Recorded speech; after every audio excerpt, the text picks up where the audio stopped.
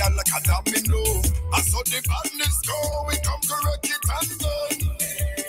So let we wreck it and done. We come to wreck it and done. So let we wreck it and done.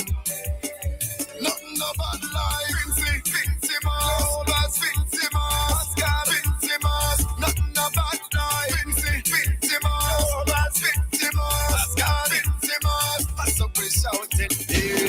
WEFM, the clean, fresh sound. WhatsApp us or call us at 457-9997. Activated Mornings on WEFM 99.9 is on now.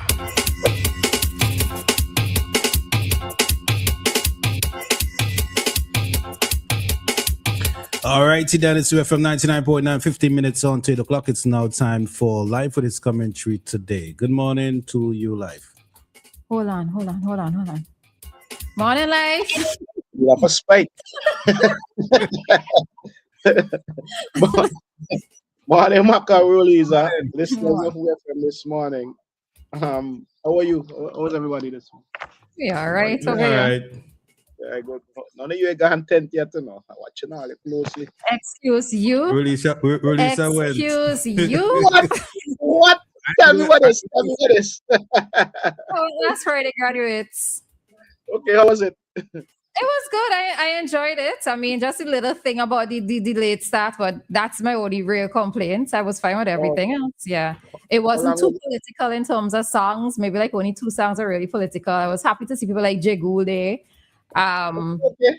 Yeah, Jigul been around for a while. Me too project farm singer. Yeah. But I mean, I enjoyed it, so I will be back. How late was the start? After 9. After 9. Yeah, after 9. And when you went? What time you went? We got there from maybe like about 8:30, maybe just before. Yeah. Okay. So what I want to talk about this morning, over the past couple of months, right? Well, this has been an ongoing thing for the last couple of years, but like recently, probably within the last 12 months or so, it has been spiking where we see police releasing missing people, missing young girls. We have at least from when I look at it, we have like an average of 3 a month police missing person bulletin. This teenager missing, and after the missing bulletin is put on social media, then they turn up. Now we always see them missing, we always see them turning up, right? And we never hear about where they went or where they gone or anybody being charged in relation to them going missing. Where are all these young girls going missing? And where are they going? What's happening? And why you can't read a police report after seeing someone charged for the sexual assault of a minor or statutory rape or anything like that? Because they have to be going somewhere. And and then like the comments under the missing poster is always the same. Oh, she got my man, check she boyfriend. And everybody just seems to just like blow this off. Everybody just blow it off like another one again, suck the teeth and keep it moving. Fortunately, we haven't seen where these missing posters have been put up and then we hear the person get found dead or something. Fortunately, we haven't seen it happen. If you in the like 2 instances I can recall when young ladies went missing, they actually found them and it was a homicide, but they weren't placed missing, if you understand what I mean. So we don't see the missing posters translated into like any homicides turning up or anything like that. Good, which is a good thing, right? But it always makes me wonder, where do they go? Who they're with? How come no follow-ups are ever made in relation to any offenses of a sexual nature or whatever? Because there was a time, and like there have been instances where these posters have been put up, and then the poster itself comment underneath, "I'm not missing." Understand? We have there are instances where we heard of the police going into a houses and like taking these girls out and taking them back home and thing. And I wouldn't want to think that missing 14-year-old girl is in the house of a missing 14-year-old boy and his parents. No. So we just have to assume that these girls are always by some older guy with who has access to his own home where he can take them without nobody questioning like why you're bringing a woman in here. You know what I mean? So it's kind of worrying to me, right? Back in 2024, during a press conference, right? There was I think it was I can't remember exactly what the press conference about, but Assistant Commissioner of Police at the time with responsibility for crime fighting at the time, I think he's since been promoted, Trevor Buju Bailey. He was saying that oftentimes police investigators have had to pull parents into interrogation situations and question them about taking payouts from the criminal who committed sexual crimes against the children. You know, so he said like sometimes the part we have to go is that we have to take the parent now and put the parent under interrogation because these adults are charged for sexual crimes and the parents take money. So he had said pretty often we have to pull mothers and relatives in the barracks and say, you have not been assaulted, your child has been assaulted, not you. How dare you go and settle the matter and take $1,200, $1,000 to settle the matter? You understand? Mm-hmm. So I think that is part of the problem. And listen to the kind of money now. You know, $1,200, $1,000. So he had gone on to say that, he was actually speaking on WEFM during Voices during this when he spoke about this. And he said that basically the police doesn't condone this behavior, right? But they carry it. Sometimes they don't have any evidence to do anything about it. So, and then he went on to say, well, basically a child's life has been taken away, and the parents taking $1,200, and the thing is, the child not even getting $12 out of it because the parents spending all. You know, so he said that they take them very seriously, but the thing is, most of the time they end up in a situation where they don't really have the evidence to charge these people and take them to court, right? And he has also noted that since incidents of this nature, sexual offenses, reporting of sexual crime has been an increase. And he was attributing that to the creation of the sexual offenses unit, right? Because before the sexual offenses unit, when sexual crimes were reported, like the police officers that they were reported to were not taking the offenses seriously, and there were also issues of confidentiality. But the sexual offenses unit kind of changed all that, right? But I had a experience with the sexual offenses unit a few weeks ago, right? And it came back to what he said here, that when he said that the offenses, the reporting wasn't taken seriously. Not from the unit itself, right? I went to the unit in Kitters to report a matter, and I must tell you that the officer that dealt with me at that unit was very professional, took the matter very seriously, did all the right things, right? There was a situation where somebody had called me from England to report that their friend's daughter was being sexually assaulted by the child's father. So the child had run away and gone to a friend's house and wanted to go to the police and was hiding away at the friend's house. So the young lady wanted the police to come to the house to get her so that she could make the report. And she didn't want to go on the road to walk to the police station because she's saying that the possibility exists that her father could be looking for her. So she wanted the police to come to the house and get her and take her to the station because she didn't want to go back into the situation where her father was messing with her. So I went to the sexual offenses unit and I reported the incident. And I must tell you, I wish I could remember the officer's name, The officer is a female officer. She was very professional. Took the report, and right away, she called the district. She called the district where the offense was taking place, because there are two sexual offenses unit, one in Kittels and one out in the Georgetown area out there. So she said that one would have to be sent to the Georgetown one, right? So she called the Georgetown one and she gave them all the information. And it was specific that where the young lady was and what she wanted to happen. She wanted someone to come get her. Now, about 3 hours after, I received back a call from England saying that the police had not gone to get the young lady as yet. So I called back Kitters, and Kitters said that they had already sent the information to the other unit.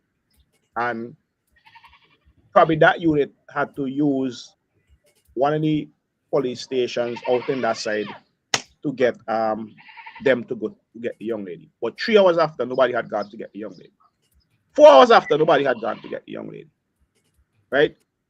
I had to call a senior police officer, because they were telling them that we don't have any transport to go get she. And the young lady was becoming more and more frantic, because it was coming to a time when it was coming on to after 3, when she knew for sure her father would start looking for her. And they were saying that they didn't have any transportation to go and get the young lady. And it's only after I called the senior police officer and explained to him what was happening, they went and got the young lady in less than 20 minutes. So, you know, like, sometimes you wonder, when you call a station and a police officer tells you we don't have any transport, and they just dismiss that, if they're doing it for spite, as a way to protest because they don't have a transport, because it just seems so weird. You know what I mean? It just seems really, really weird that that's one of the things that they say, and then they just hang up on you. We don't have any transport, and they hang up on you, and you expect to just leave it at that. You know what I mean? Let's go back to the posters part though. I do believe that as a nation, I don't know if I'm speaking for everybody, but I'm maybe just speaking for myself. We a bit desensitized. I am desensitized, right? In that I see when these posters or these notices go out, and I barely pay attention to them. You know, sometimes you would see these posters go up, and persons in the comment section would say missing again. So sometimes you see like one young lady missing multiple times in the year, right? Yeah. And, you know, I tend to find that I remember the last poster that I probably shared was when a little child, a primary school child, was missing. And remember the child from, I think it's from Roseau. Was it prep school? Was a prep school student? Yeah. That's when Radley Swan and them had went looking for her. Right. I think that was the last poster that I shared of a missing child, because it is unusual to hear of a child that young cannot be found, right? But when it comes to these other girls, girls in particular, who are older, and one of the other things too, I think that kind of annoys me is when I see the posters go up or the flyers go up saying that she was last seen, let's say 3 weeks ago, and I'm there like, if you're so concerned about your child, how is the child now being reported and missing for a whole 3 weeks or even sometimes longer, you know? And as you correctly saying, it's like, what is being done? What is being done from the point of, well, I know you said that the police can't do much. And I think part of it might also have to do with our laws, because that whole conflict in part of the age of consent being 15 and a minor being 18, well, under 18, I think that also has a little bit of a problem placed in between of it in terms of how the police's hands are tied, right? But I do think that we have become desensitized as a nation. We see them, we like, okay, and we carry on with our lives.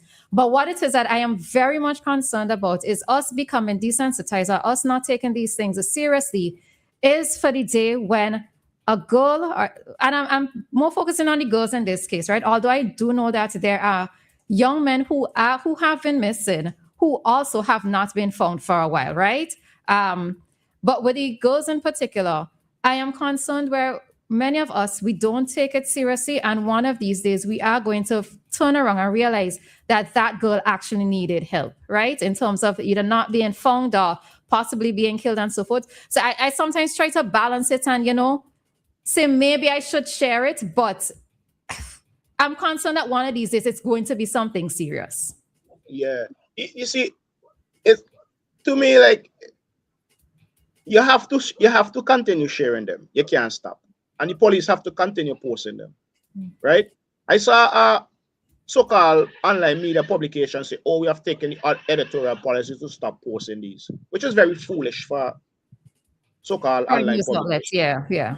It's stupid. That's just foolish, right? You have to continue posting them, and the police has to continue issuing them because you could, as you said, you could never tell when it's gonna be a real thing, and they actually missing, kidnap, homicide related or whatever. You can't stop. And okay, we all understand now when they see the picture posted, what probably usually happen is that they just shame, and they go back home, and then no matter where you do them, beat them, wrong them, take with the phone, they're not gonna tell you where they've been. So that's probably that is probably what the police is encountering in relation to charging anyone. Let me be fair, right? But you know what I also wonder is, could police charge persons with harboring, right? Because of course. Okay, so if this child is in the home of, okay, let's say the man that she is with, right? Because most of these are going to be over the age of 18, right? If she is in the home of the man that she is quote unquote with, and it could possibly fall under statutory rape. But let's say his mother is aware of this young girl being there. The siblings are aware of this young girl being there. Can police also charge them collectively? I should think so, but it comes down back to as we were saying that the girls then probably don't even say where they've been. No matter where you do them, they're not gonna say where they've been, where they were, because they know that if they say they was with Tom and they are 14 and Tom is 50, Tom is gonna get in trouble. So and I'm telling you, I don't think no matter what you do to a teenager, short of torturing them, they're gonna say what they've been. If they know, the police is gonna get in trouble. So it's a situation where, okay, there are instances where people have said, I see she by Mary house in Barley yesterday. You know what I mean? So maybe in a situation like that, if the police could actually come and say, well, yes, I saw her there, and she was there from Monday and she left Friday, or she was there for 2 weeks, I saw her. Maybe that kind of evidence. But I would think that people might be reluctant to go and testify and say those things now. To get a harboring charge, stand up in court, and then to actually say, well, oh, I saw this older fella having sexual relations with this younger person. I don't think anybody could be able to come in court and say that, bearing that the teenager is not going to like say that happened. So it's really hard. But I think it's a serious thing, and I think that, you know, any media house or any person who's thinking, boy, me taking this serious or me sharing this. When I see them, I just be like, every time I see them, I be like, boy, I hope this 181 where we get here is a homicide. Mm-hmm. You know what I mean? That's what that goes through my mind every time I see them. You know? And the police probably just basically uses them as a tool to make them, see somebody place you're missing, and if feel shame, because your peers can see and say, oh, you're running from home or whatever, and you go back home. Yeah. In these missing periods, do they still go to school? Or they take off? No. Yeah, probably not, because if they report to school, the school will be responsible, and I suppose the school will call in police at that time. Yeah, but I think it's a troubling trend, right? Because you're seeing it way too often. At least every week you're seeing one, you know. At least every week. And then you go thing too, you see them missing, and then you see them found. So that's the good part. But it just makes you wonder, like, when they're not going to be found, when it's going to be a situation where they actually, you know, disappear for real, or they're some way kidnapped or something like that. Because when you see these things in other countries, you know, Trinidad, Jamaica, I'm not sure about the rates of disappearance in the like smaller Eastern Caribbean countries and places like Barbados, and so I'm not sure about what happens there. But when you see these things in Jamaica and Trinidad, you know, and the wider world, the USA, Canada have one of the highest rates of missing people for sex trafficking in the world, I think. You know, And it's a serious thing. and all that, yeah. You know, it's a serious thing. So yeah, I don't know how you could deal with this problem, but it's something that needs to be somebody needs to be arrested and charged and sent to prison for that. As an example. As an example, yeah. I think if we ever have that happening, I think that it will set a good example. I think that you will probably see less of these charges. And in closing, there was a young lady from she her accent sounds like she's somewhere from the windward side of the island, somewhere like in Georgetown or so, because we had different accents for different parts of civility. So she was saying she was wondering if these young ladies know that if they really want to do what they want to do, if they could just do it for the entire day and then go home any day, go home any night, or go home in the evening. I saw that, but I still many of them still on the age, so I can't I know what you're saying. I know what she was saying too, but many of them still on the age. Well, I agree with her. I agree with her 100%. You're not gonna stop them, so they need to understand that they could just go home in the afternoon or before the night come, or before they panic their parents and have the parents searching for them, and the police posting them. And his resources, it's fair, it's trauma, it's all kind of thing. So that's my take on that this morning. Okay. All right, Life. We will see you tomorrow. So have a good and a safe one today. Okay, God, be safe. Bye. And that concludes our Live Today segment. We were speaking predominantly about the missing children's posters that are generally put up by the RSVGPF. All right. We are going to take a break at this time. And when we return this morning with Cop Chat. Time here in SVG, it is 8:06, and our time check came to us with the compliments of New Haven Funeral Home. Death is a fact of life. Even